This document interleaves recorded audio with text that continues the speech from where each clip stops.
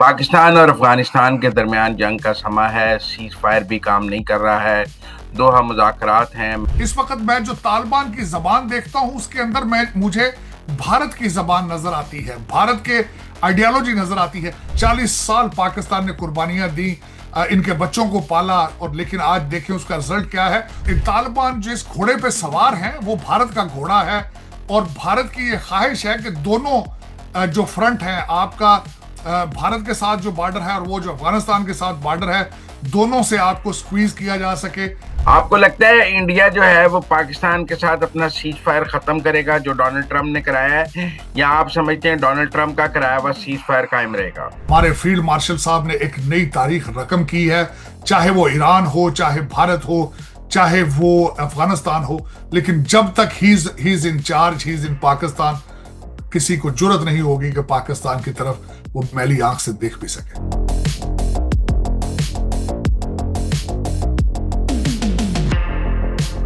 अस्सलाम वालेकुम नाजरीन, मुजम्मिल सरवर्दी के ऑफिशियल यूट्यूब चैनल के साथ मैं हूं मुजम्मिल सरवर्दी। उम्मीद है आप खैरियत से होंगे।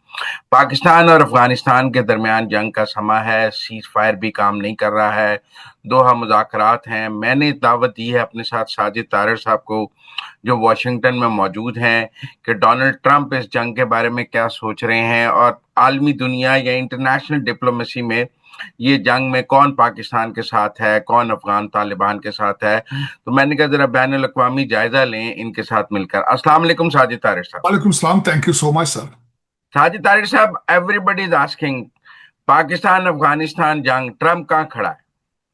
देखिए, आज ट्रंप के आवाज आ चुकी है। आज बड़ी सेंसिटिव मीटिंग इस्लामाबाद में हमारे जो इंटीरियर मिनिस्टर हैं मोहसिन नकवी साहब के साथ, आज जो अमेरिका की एम्बेसडर है उनकी मीटिंग हुई, और उन्होंने आज डोनाल्ड ट्रंप साहब का मैसेज ये दिया है कि अमेरिका जो है वो रिकग्नाइज करता है पाकिस्तान की कुर्बानियों को, और आज वो इस टेररिज्म जो कुछ भी हो रहा है वो पाकिस्तान के साथ हैं। और मैं समझता हूं कि आज तालिबान एक ऐसी, तालिबान सबसे पहले तो ये जो रजीम है इसको अफगानिस्तान के अंदर भी पूरी जो वो है एक्सेप्टेंस नहीं है। और उसके बाद अगर आपने देखा तो दुनिया में कितने ममालिक हैं, चंद ममालिक हैं जो इनके साथ काम कर रहे हैं, बल्कि इनको भारत भी जाना पड़ता है तो यूनाइटेड नेशन से अप्रूवल लेके जाना पड़ता है। इनके हालात ये हैं, और इनके अंदरूनी इंतशार शुरू हो चुके हैं। हकानी ग्रुप, मैं बल्कि यहां पे कोट करना चाहूंगा, हकानी जो कि एक बहुत बड़ी पावर है अफगानिस्तान के अंदर, उन्होंने ये स्टेटमेंट दी थी अगले दिन कि जब जिहाद हो रहा था तो जो तालिबान जो इस वक्त रजीम पावर में है उनके बच्चे कतर में और सऊदी अरेबिया के अंदर पढ़ रहे थे, इन्होंने उस जिहाद या उस जद्दोजहद के अंदर हिस्सा नहीं लिया। तो दर हकीकत अगर देखा जाए तो तालिबान की एक्सेप्टेंस पहले ही बड़ी लिमिटेड है सवाए भारत के। और अगर देखा जाए तो आज भारत का भी, मैं अफसोस के साथ ये कहूंगा कि एक विश्व गुरु जो कि कहते थे हम दुनिया के लीडर हैं, आज सिर्फ तालिबान के गुरु बन चुके हैं। और पूरी दुनिया से रिजेक्शन के बाद देखें, मैं इस वक्त भारत को अगर देखा जाए तो एक डीप डार्क आइसोलेशन के अंदर है, और उनको एक पार्टनर मिला है, और वो कौन है? तालिबान। और तालिबान वो हैं जिनकी सपोर्ट हमेशा फॉर सेल होती है, हमेशा जहां से पैसे मिलते हैं उनके अच्छा नहीं, साथ अब आप ये कह रहे हैं कि जो अमेरिकन एडमिनिस्ट्रेशन है या ट्रंप इंतजामिया है वो इस पाक अफगान क्राइसिस में पाकिस्तान के साथ है? एब्सोल्युटली पाकिस्तान के साथ है। उसकी वजह यह है कि डोनाल्ड ट्रंप साहब इस चीज को रिकॉग्नाइज करते हैं कि जो असला जो बाइडेन एडमिनिस्ट्रेशन वहां पे छोड़ के आई थी वो इस वक्त पाकिस्तान के खिलाफ इस्तेमाल हो रहा है, और उनकी हमदर्दियां और उनकी सारी कोशिशें, और वो पाकिस्तान के साथ हैं बल्कि उस पूरे रीजन में। वो पहले भी कई दफा कह चुके हैं। मैं एक वाहिद पाकिस्तानी हूं मुजम्मल भाई, जो मुसलसल डोनाल्ड ट्रंप साहब की हर कैंपेन में उनके साथ सफर करता रहा हूं, उनकी स्पीचेस सुनता रहा हूं, उनका माइंडसेट देखता रहा हूं। अपनी कैंपेन में मुसलसल वो बार बार कहते थे कि जो इनखला था, जिस तरीके से पेंटागन डिमोरलाइज हुआ, जिस तरीके से वहां से अमेरिकन फोर्सेस अपने बच्चों की डेड बॉडीज उठा के भागी रात के अंधेरे में, और 85 बिलियन से ज्यादा असला छोड़ के भागे वहां से, वो उस रीजन को डिस्टेबलाइज करने में एनफ है। और आज भी जो तालिबान असला इस्तेमाल कर रहे हैं वो अमेरिका का वही असला है जो वहां पे छोड़ा गया था।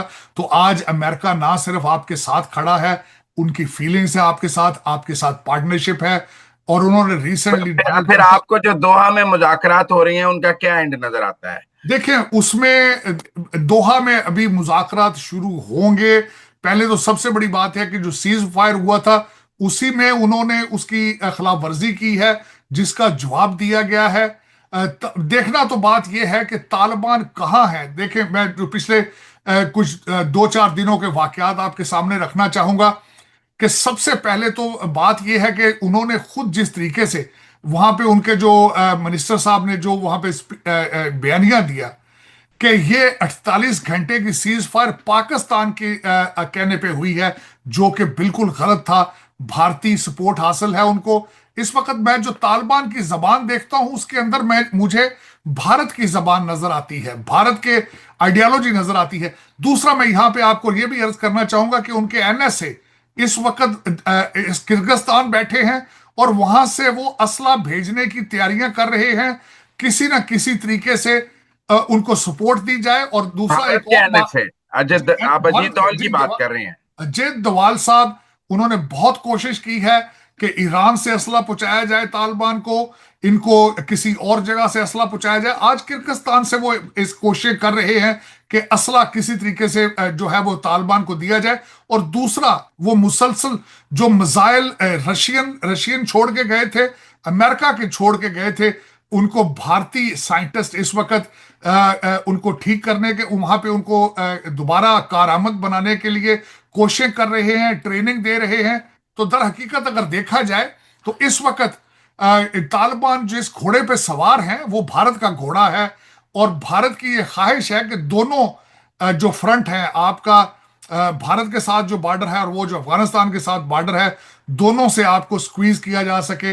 ये, और दूसरा, जो तालिबान बिल्कुल उनके हाथों में खेल रहे हैं, विच इज रॉन्ग। 40 साल आपने कुर्बानियां दी, 40 साल पाकिस्तान ने कुर्बानियां दी, इनके बच्चों को पाला, और लेकिन आज देखें उसका रिजल्ट क्या है। और मैं सितम जरीफी ये है जो मैं समझता हूं, मुजम्मल भाई, आज हमारे जो कैदी नंबर 804 ने कहा है कि मुझे पैरोल पे रिहा किया जाए, मैं अमन की तरफ लेकर जाऊंगा, जो कि सरासर ज्यादती है, जो एक गलत सिग्नलिंग है, जो आपकी फेडरेशन के खिलाफ बयान है, उसको भी आपको सामने रखना होगा। और दूसरा, इस वक्त जो मैं ये समझता हूं तालिबान को आपके एक सूबे के अंदर से सियासी और मॉरल सपोर्ट है, उसको भी आपको बंद करना होगा। Ultimately this is not fair with the state of Pakistan. ये ज़ल्मे खलीलजाद क्या कर रहे हैं? वो भी तो देखे ना, अमेरिकन एडमिनिस्ट्रेशन का हिस्सा ही समझे जाते हैं। उन्होंने डोनाल्ड ट्रंप के लिए अफगानिस्तान का एक दौरा भी किया। तो ज़ल्मे खलीलजाद क्या कह रही हैं? देखिए, मेरे ख्याल में अगर देखा जाए तो आज वाशिंगटन डीसी पहली एडमिनिस्ट्रेशन के अंदर जिल्मे खिलाफ जो है इनके खलील साहब, इनकी रिस्पेक्ट की जाती थी। लेकिन मेरे ख्याल में आज अगर देखा जाए तो उनकी पोजीशनिंग उतनी स्ट्रांग नहीं है करंट एडमिनिस्ट्रेशन के साथ।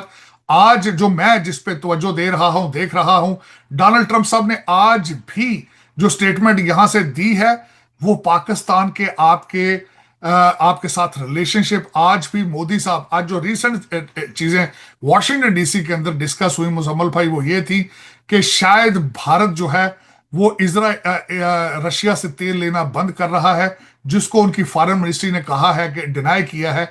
लेकिन मेरे ख्याल में जो मैं समझ रहा हूं कि खलील जादे की पोजीशन पहली ट्रंप एडमिनिस्ट्रेशन के अंदर स्ट्रांग थी, लेकिन इस वक्त he is not that strong the way. मैं खलीलजाद ये कह रहे हैं कि ट्रंप जो है वो अफगान तालिबान की हुकूमत को रिकग्नाइज करना चाहते थे।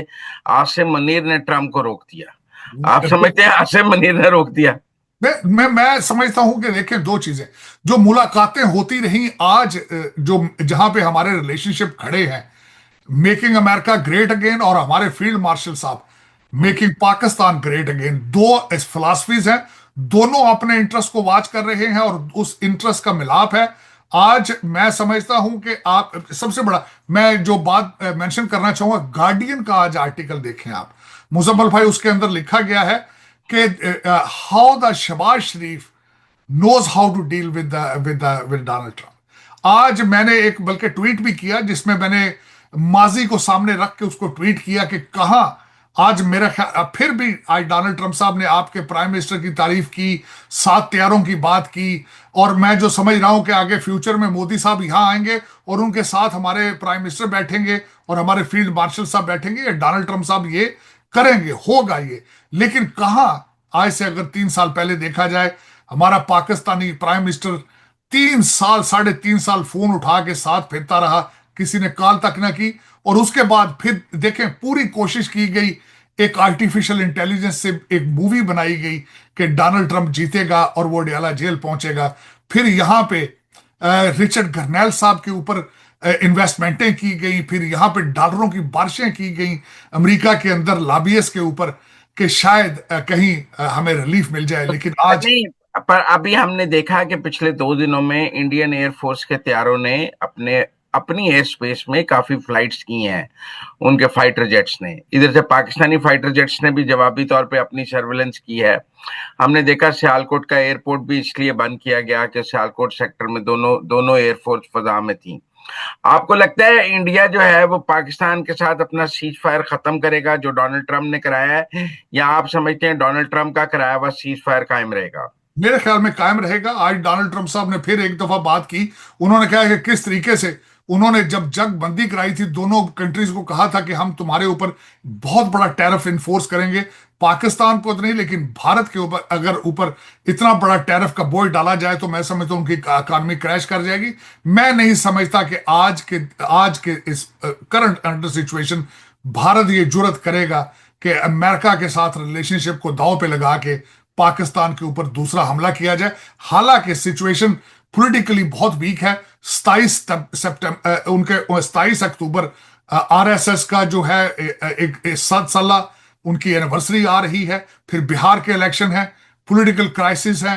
और आपने देखा होगा अफसोस के साथ कि नेशनल इंटरेस्ट पे पॉलिटिकल इंटरेस्ट को प्रेफरेंस दी जा रही है।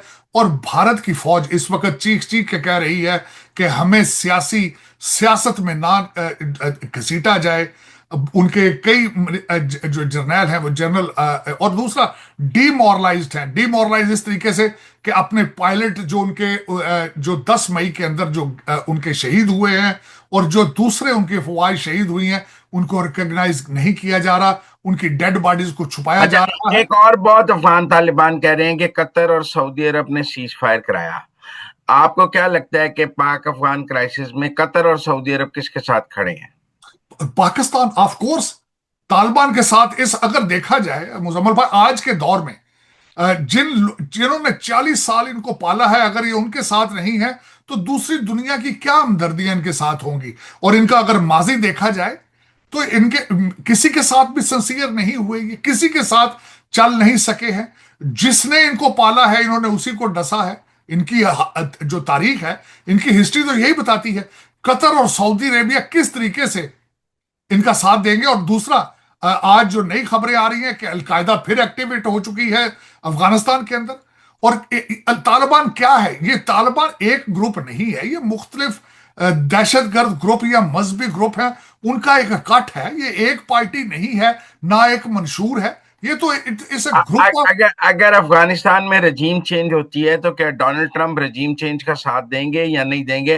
क्योंकि उन्होंने ईरान में रजीम चेंज की मुखालफत की थी, मैं इसलिए बात कर रहा हूं। देखें, डोनाल्ड ट्रंप साहब सिर्फ और सिर्फ उस रजीम का साथ देंगे जब उनके पास बग्राम एयरबेस होगी, जब उनका इन्फ्लुएंस उस रजीम के ऊपर होगा, वो तभी उसका साथ देंगे। अगर वो उनके साथ नहीं होंगे और वो बेस नहीं दी, मैं यहां पे आपको ये अर्ज करना चाहूंगा कि वो बेस ये देने के लिए तैयार है। तालिबान इस वक्त $1 ट्रिलियन मांग रहे हैं सालाना।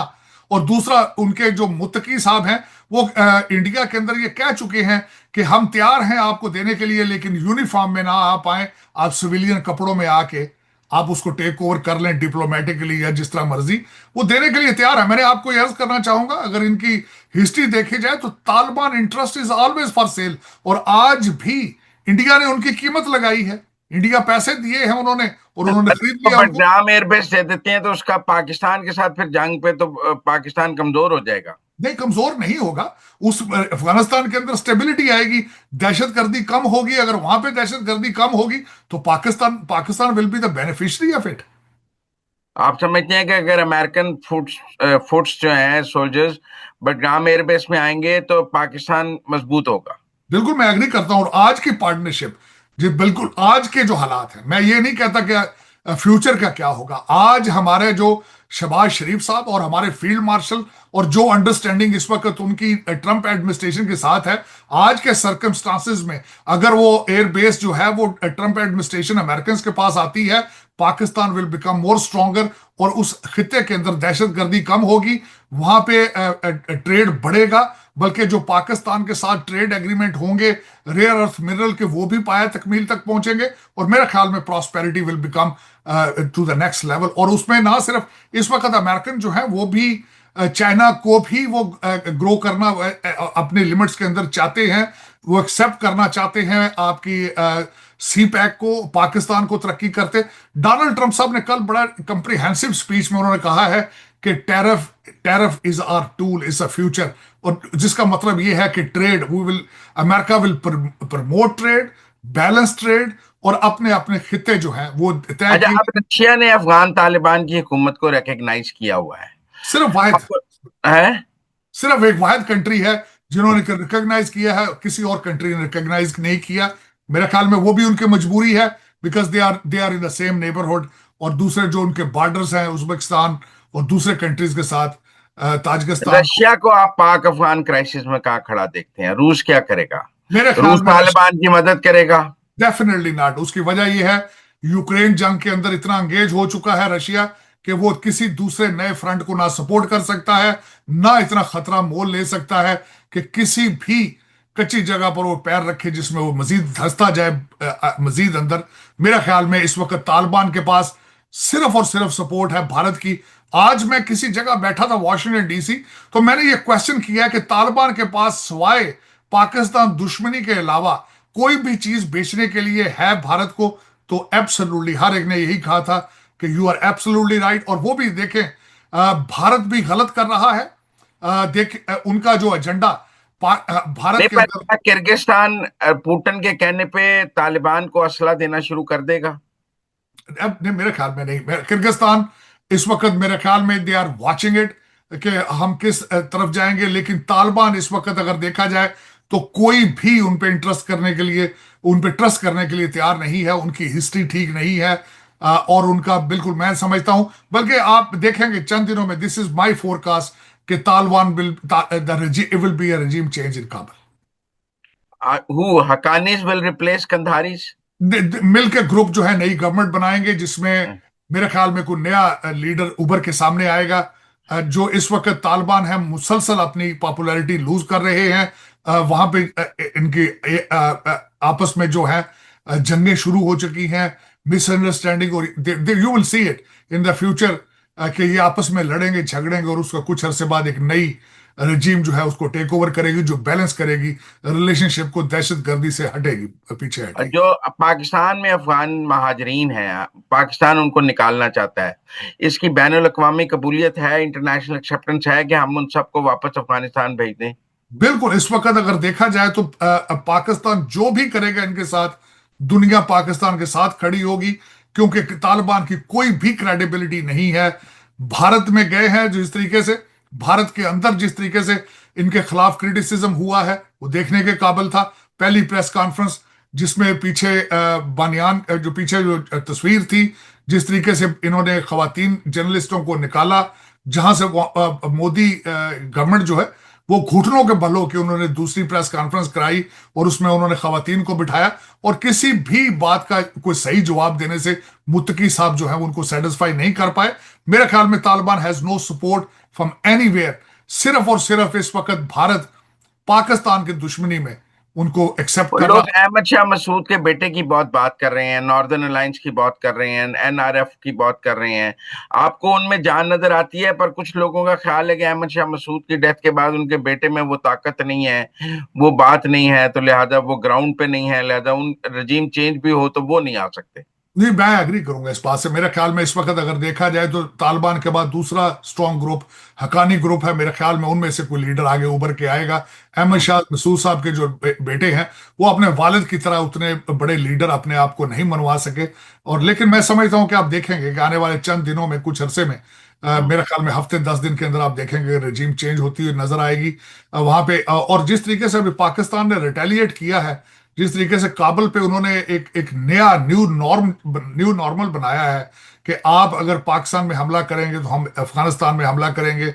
इस वक्त Taliban they are on the run at the moment. और इस वक्त जो मैंने आपको बताया कि तालिबान भारत की जुबान बोल रहे हैं, सारी गाइडलाइंस भारत से आ रही हैं, लेकिन कब तक करेंगे? भारत जो है कैन नॉट अफोर्ड। क्या क्या भारत डायरेक्ट तालिबान को असला दे सकता है? ये एक बहुत बड़ा सवाल है कि क्या भारत डायरेक्ट तालिबान को सपोर्ट करने के लिए उनको असला, जहाज, मिसाइल, सब कुछ, एंटी एयर डिफेंस सिस्टम दे सकता है? देखिए, वॉशिंगटन डीसी में ये चैटर हो रहा है, खबरों में है कि भारत इंटरेस्ट रखता है कि उनको डायरेक्ट असला किसी न किसी तरीके से पहुंचाया जाए। अब उसमें वो कामयाब होता है या नहीं होता, ईरान की तरफ से नहीं जाया जा सकता। मैंने आपको बताया उनके एनएसए इस वक्त जो है वो मुसलसल ये कोशिश कर रहे हैं कि किसी न किसी तरीके से तालिबान को ट्रेनिंग, मिसाइल्स और एंटी एयरक्राफ्ट जो उनको टेक्नोलॉजी दी जा सके पाकिस्तान को काउंटर करने के लिए। लेकिन मैं नहीं समझता कि उसमें वो कामयाब होंगे।